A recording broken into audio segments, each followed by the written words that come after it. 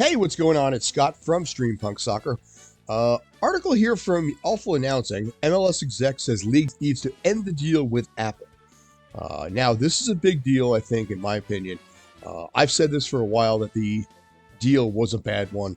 I was initially happy with it, but then after year one, I saw what the numbers were, especially after year two, when you see what the numbers for the MLS Cup finals were on Fox versus the NWSL finals that ended up on CBS.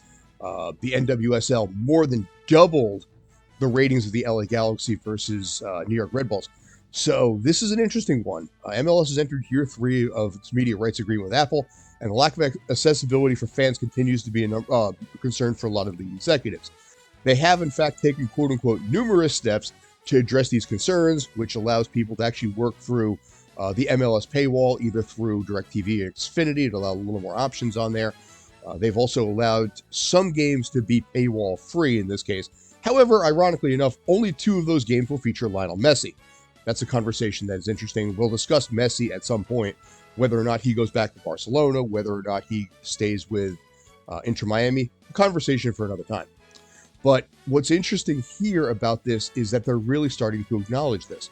I had a conversation with someone inside Major League Soccer. I'm not going to mention who it was. But they said the strength of soccer, and I think in this case, a lot of times the strength of sport itself, is your ability to channel surf with it.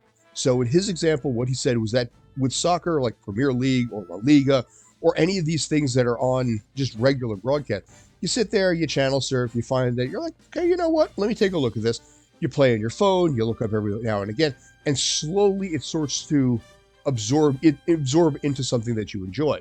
You know, if you miss something, you hear the crowd, you back it up, things like that.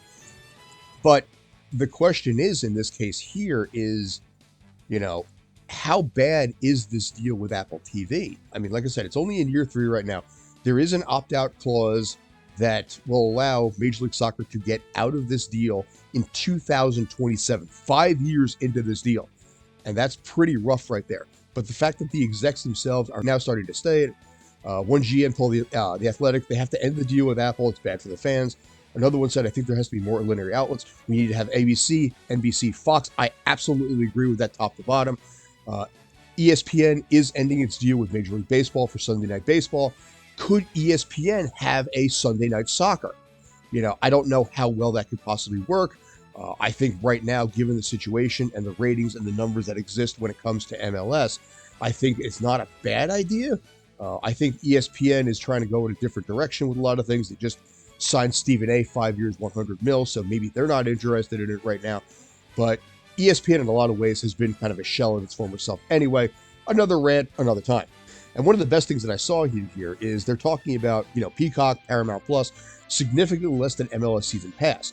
You know, I think in this case, and this is a conversation, again, with that person within MLS that I talked to the other day, one of the biggest things that works for streaming is you have to have a platform that everybody has. The reason that WWE is working on Netflix is because everyone has Netflix. You know, yes, the Jake Paul Mike Tyson fight was honestly a terrible exhibition. It pisses me off that actually it is a sanctioned fight, which hurts Mike Tyson's record. Another conversation for another time. And I'm doing a lot of that today. But in this case here, Netflix was a great option. WWE has had success with that.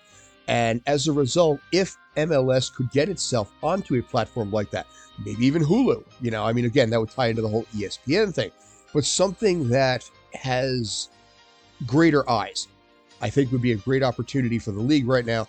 It is a massive concern. You know, the USL is on the rise. That there is a possibility that the USL might actually try to make a run and overtake MLS. We'll talk about that one in the near future. As an aside, Streampunk Soccer is now covering some of the USL teams, so that'll be something we'll talk about in the near future, Riverhounds especially. But let me know what you think. You know, is this a deal that is bad for Major League Soccer? Where would you like MLS to go? You know, let me know in the comments. I appreciate the time. I'm going to try and do more videos like this just to see how you guys feel about things. Let me know if there's anything you want me to cover. I'm Scott. I'm the pool reporter for the New York City Football Club. You reach me if you have any questions. Thanks as always. Take care. Stay awesome.